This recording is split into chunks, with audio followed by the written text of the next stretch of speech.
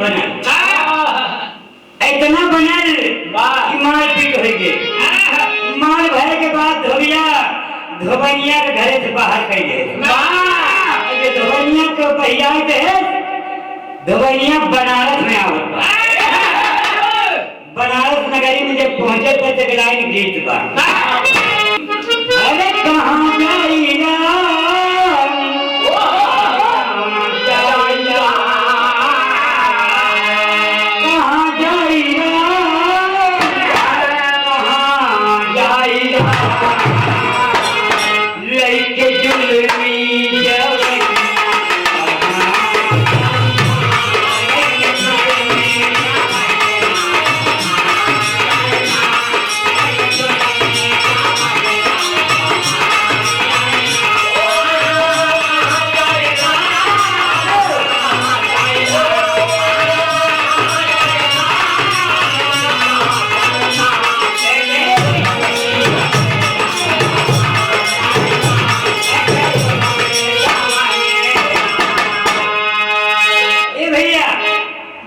लेकिन धोबनिया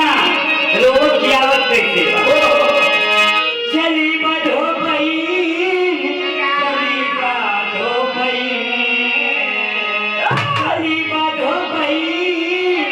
चली बधो बहीन लइके विपदा के गठरी चली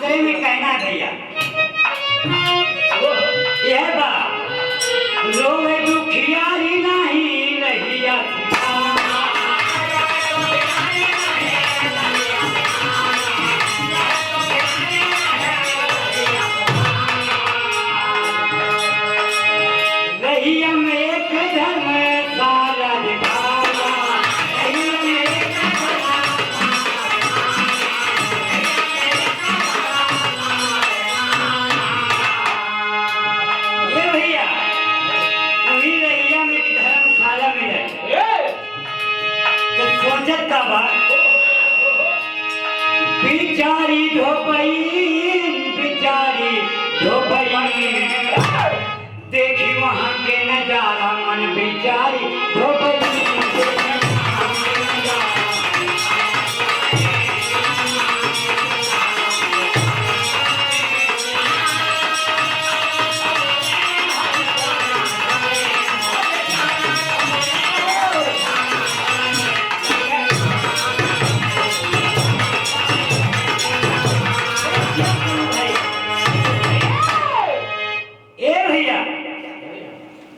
धोबनिया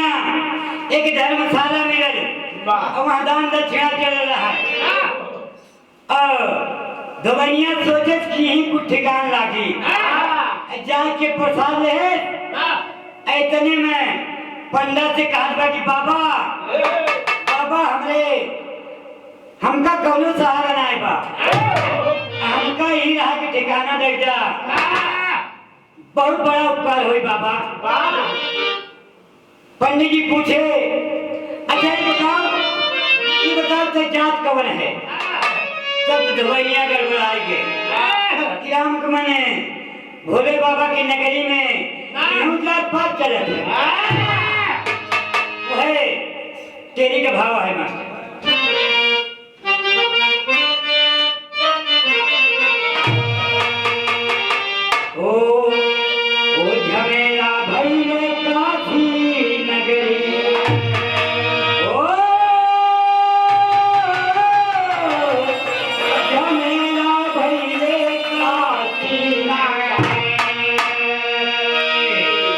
जग में ऊंच नीच का लागल बाटे मेरा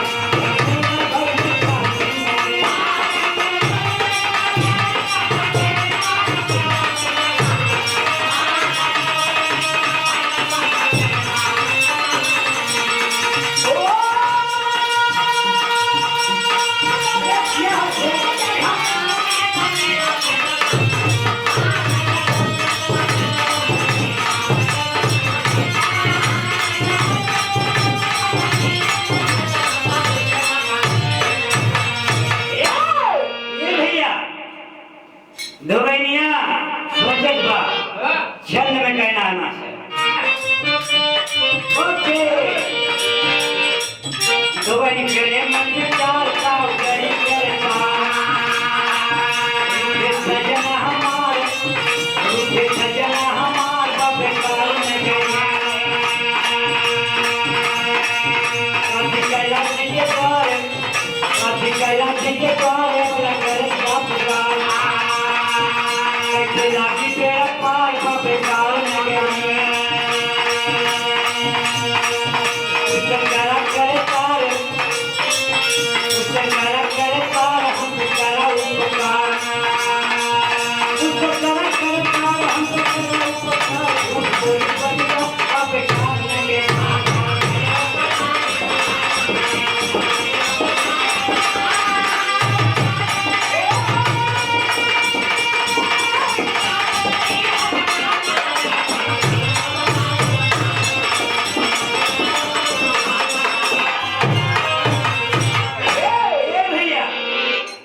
वही धोबैनिया कहे बाबा अगर भगवान झूठ ना बोलावे भगवान ना झूठ बोलावे तो हम जात के पढ़ाई है कहीं तब ये दलील है ना ठीक बा ये दलील है लेकिन तो काम यह है कि भगवान का प्रसादी बने चूल्हा चौका करे काम तो कर रही घर पे खाना मिली रहना कपड़ा मिली बाकी जीवन आराम से बीत जाए धोबैनिया के नौकरी रखे बाबूजी अरे होत का बा काफी दिन बीत गया नौकरी करत बा एक घटना और घटना का घटल एक लाइन गीत बा और बेढ़ा माई बसली नदिया किनारा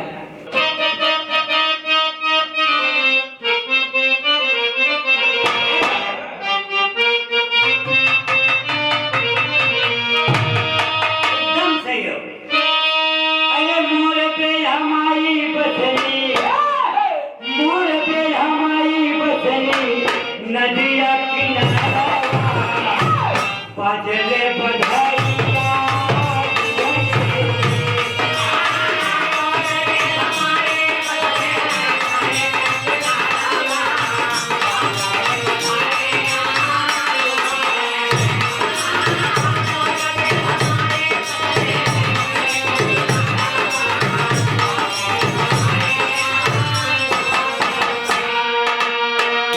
घटना का घटल ये कयन सारी आयल उन्हीं धर्मशाला वो मधुरी बजाना बोले बाबा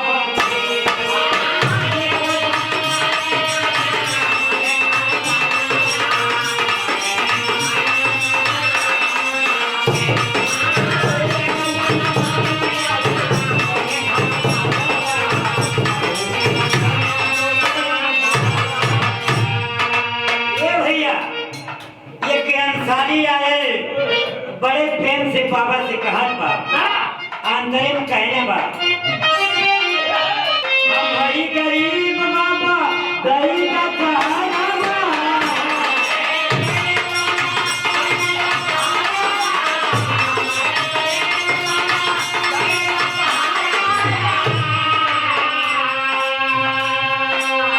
भूखिया के मारे बाबा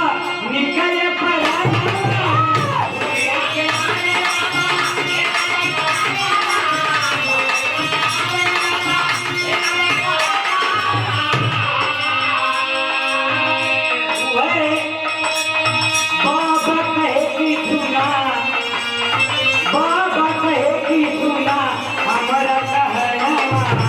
मधुरी बजाना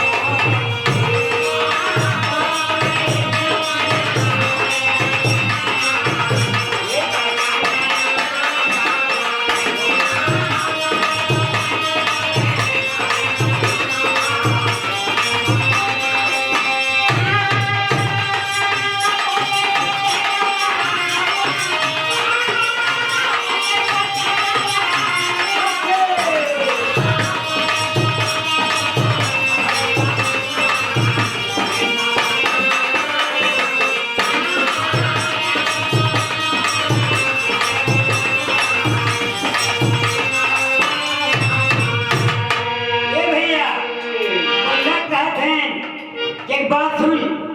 सुन तो बात हम सुनत है अब है अंसारी माने भैया जोलहा अंसारी माने जोलहा के अंसारी कहा जाता वाह तो पंडित जी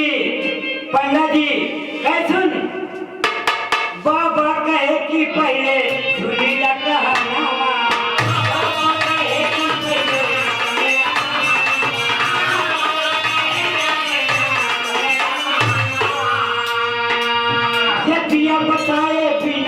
जतिया बताए बिना झूला ना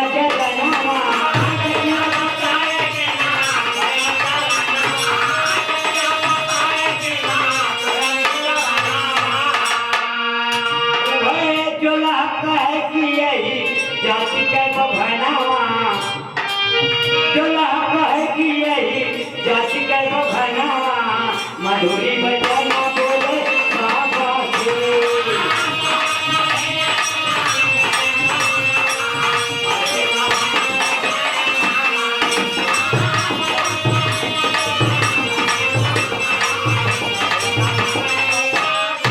ए भैया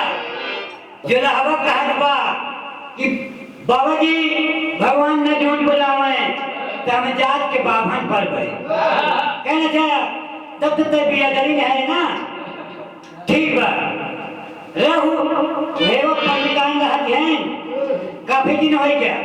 तब बियादरी में है कहूँ रहो एक ही काम बात तो कब बड़े कि ठाकुर जी के मूर्ति गंगा जी में नहवाए के पूजा के समय यहाँ स्थापित कर दे के बाद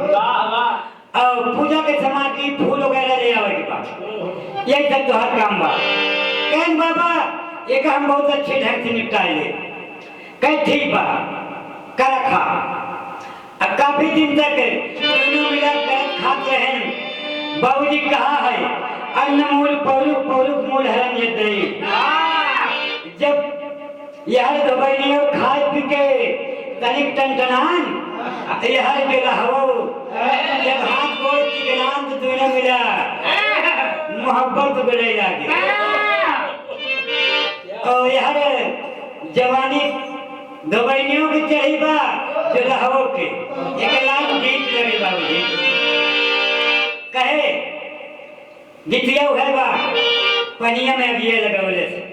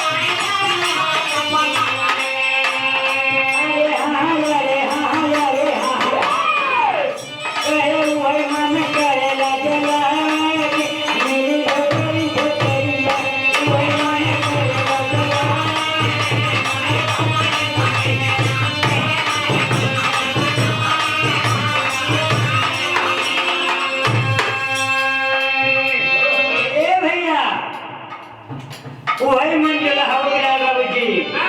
दो बहनियां जवन लाइन चलावत रहा अगले अंदर में कहना बा दोनों मिल के करत का है दोनों मिल के कटकला निकाले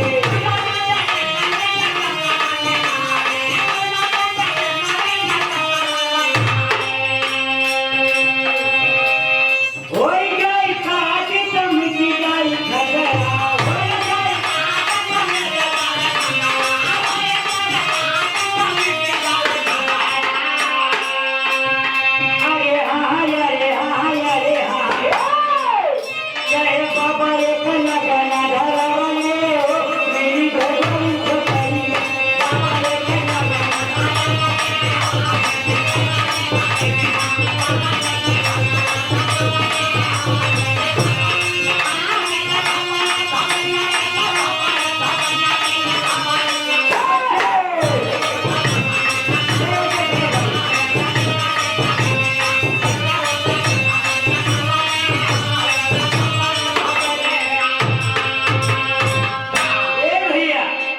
बाबूजी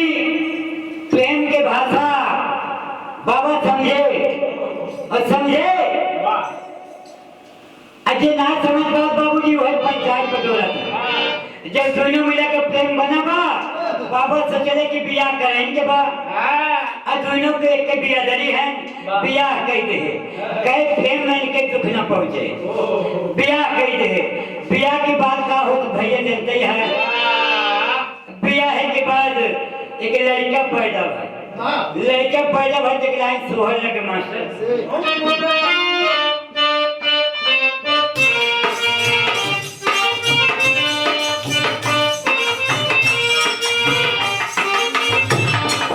ये भैया वो है जब लड़का पैदा भाई तो मच के अंदर सोहर होत बा मोरे ललना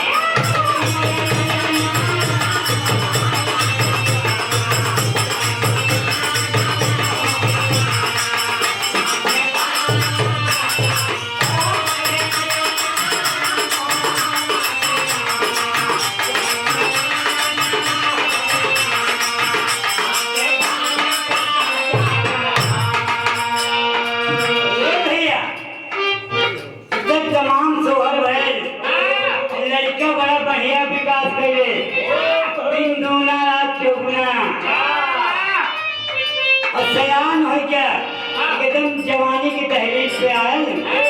बहनिया अपने पति पाने यानी जो लहवा जो बिया भय रहा उनसे कहा बेगलाई दोहा है माता दो बहनी बोली एक दिन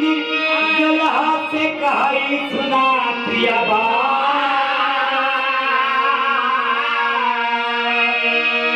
शादी कई के लैयावा मठ में पतो तुआ भैया दवैनिया कहे पिया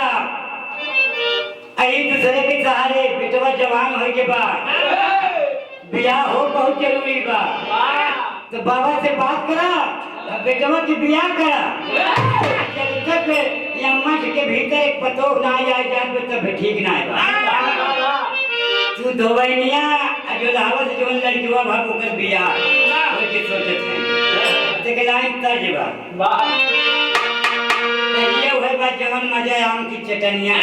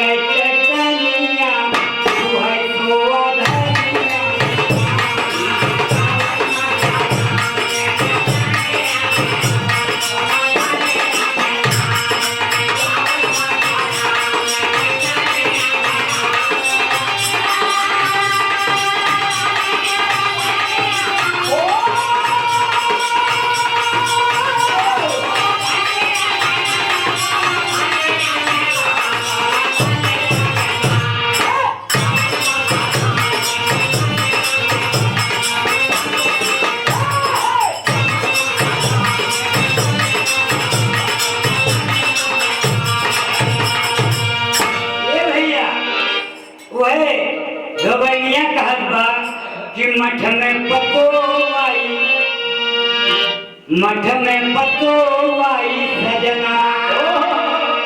तब गुलजार होई गाना मठ में पतोवाई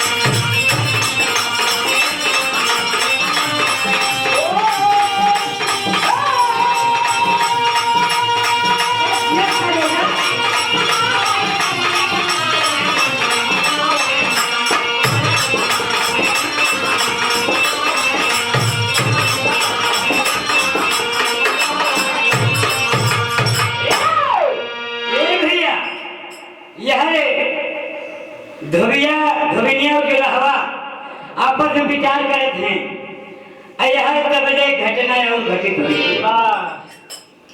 घटना का घटल एक लाइन गीत बा कहावा से आवे बाबा की तितिरवा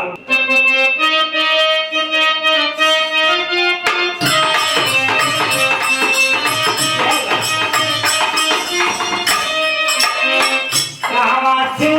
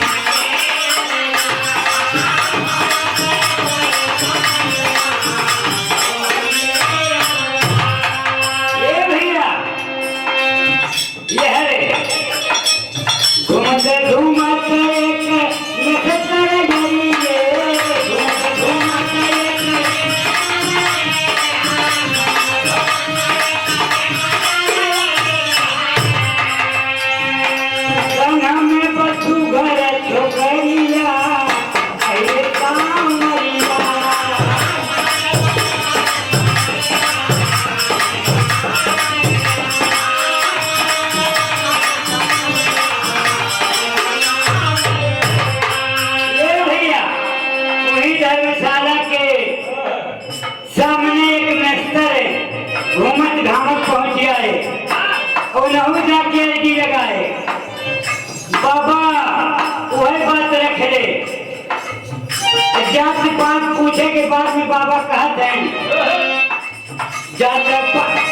पास पूछी बाबा के हाल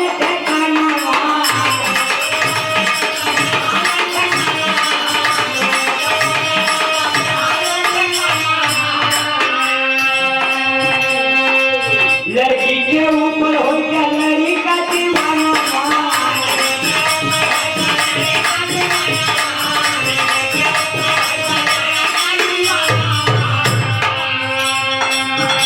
कहे वो इधर फिर भंवरिया अरे सांवरिया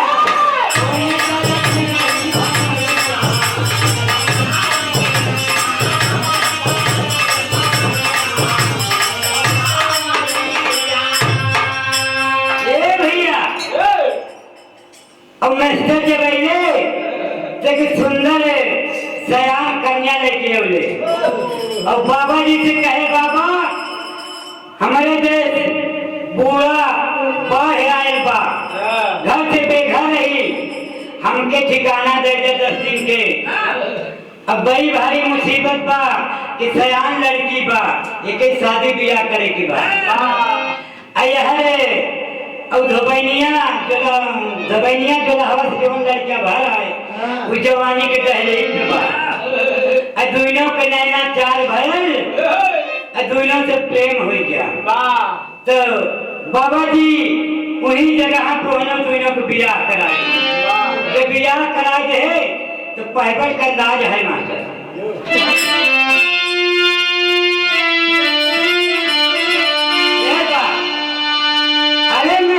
के मन छाई है उदासी काशी नगरी में सत्तर के मन छाई है उदासी काशी नगरी में ये का कहना तू बोले कैलाशी काशी नगरी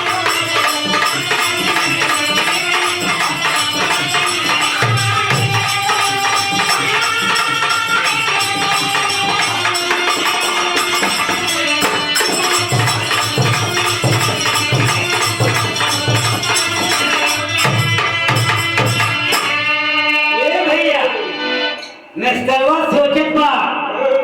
कि हे भोलेनाथ अगर हमारे सर के भार उतर याद तो बहुत अच्छा रहा अब बाबूजी इस दुनिया के रीत बा कि सयान लड़की सबके सर का भार बन ले कहना बा चिंता में चले है दिलवा के बनी में तरी रानी जेका दुनिया छुए न चाहल वह पिट कैरा माया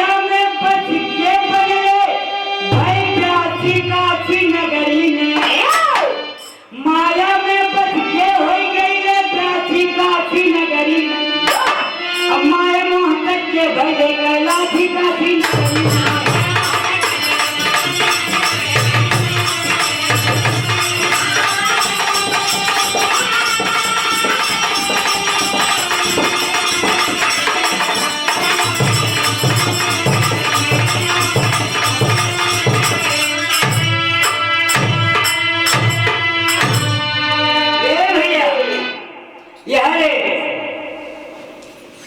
मस्तरवत बिटिया के बिया हो गए धोबिया जो लहावत जोन बेटवा पैदल है उसी तो वो लड़कवा मठ में पाला पोसा रहे अच्छा ज्ञानी रहे तो प्रवचन कहत रहे तो प्रवचन में एक लाइन आधा है मास्टर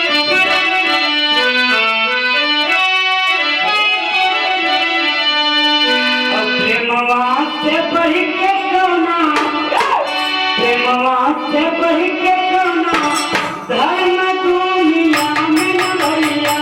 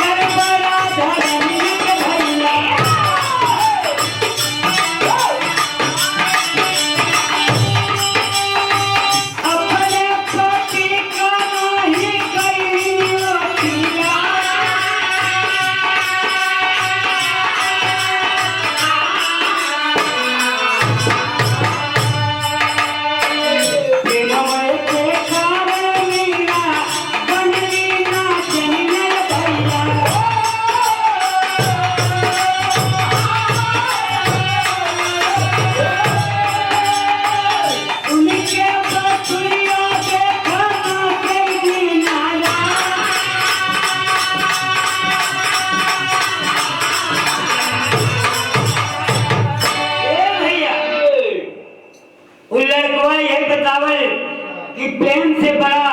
कुछ ना होला प्रेम दुनिया में अनंत बा प्रेम के परिभाषा बतौले कि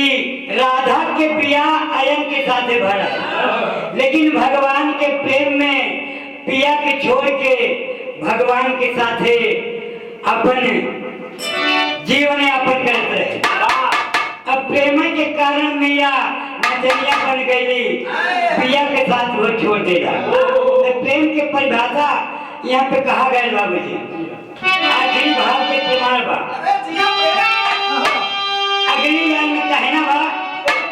ये बात बाबू जी प्रमाणित बा कक्षा 5 के किताब में हमान के जमाने में गुरु जी पढ़ाए रहे कि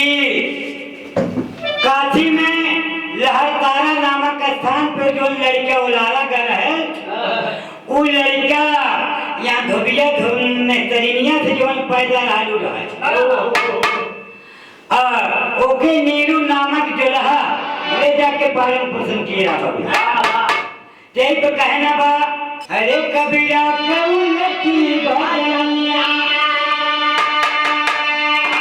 हरि जी से लगाली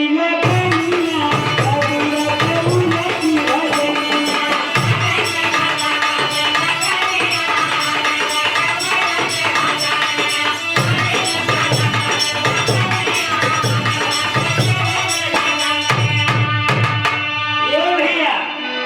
इतने में घटना और घटना वो घटना का रहे कि मेहतरिनिया के मन से दुआ जवन रहे गंगा जी में स्नान करे गंगा के गहरे पानी में सरक के बाबूजी मेहतरिनिया विधवा हो गई लड़का पैदा ना रहा तो लड़का का जन्म देहले के बाद में वो कूद के गंगा जी में आत्मदाह करे लहरतारा नामक स्थान पे लगाए दे तो कहना बा चलती कगारी अपनी कर खोवा कपड़ा उतार का है कनावा के धोवा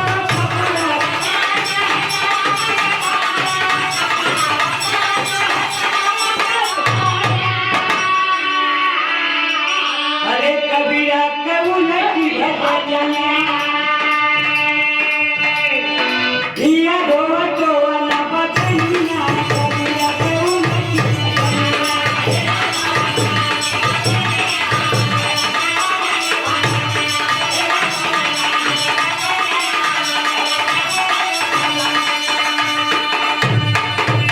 ए भैया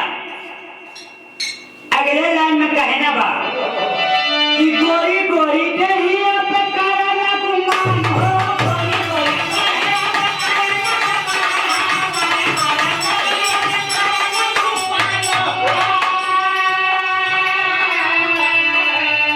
गोरी गोरी गोरी देहिया पे काला ना गुमान हो अब प्रेम समय बन प्रेम होला परिणाम हो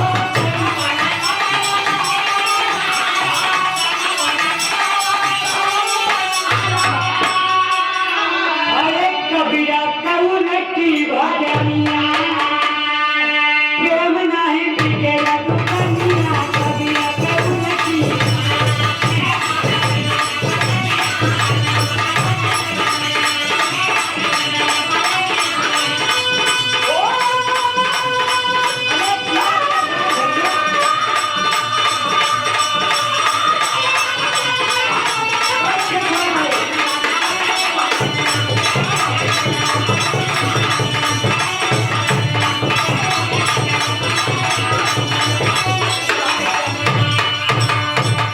ए भैया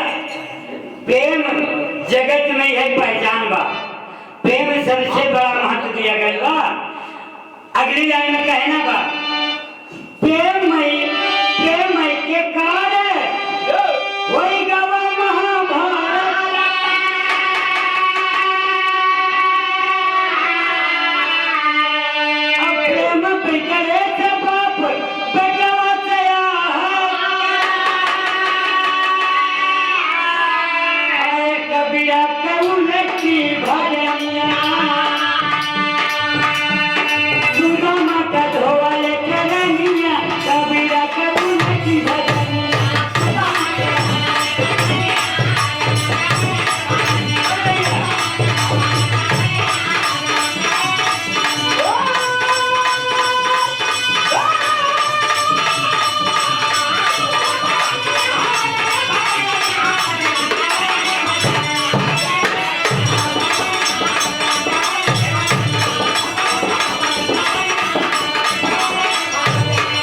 ए भैया प्रमाणिक बात आप सबके मिले कि प्रेम बिगड़े से कौरव पांडव में महाभारत हो गए अब प्रेम बिगड़े से राजा उग्रसेन बाप बेटवा में ना बने अब प्रेम बने से सुदामा के चरण भगवान अपने हाथ से धोए कवि गुरु घराने का परिचय देते हुए कहता हुआ